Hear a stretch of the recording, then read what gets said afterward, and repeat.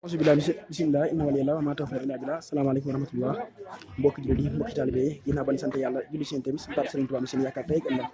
ndeysaan ngeen gis noonu ba léegi ñu ngi asalem tableau soxna may ci xoolem gerte mi waaye ngeen gis noonu soxna dabaloo Jaalibatul Maraaxib ndeysaan bëgg xew lu bari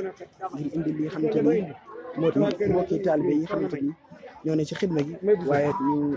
indi leen li nga xamante ni moo di xéwal yi ndeysaan mi lu am solo lool gis nañ lépp xéwal yi la muy xéwal yi am solo lool waaye leen fàttaliwaale daayira ashaabul janati bu jiital soxna may Buso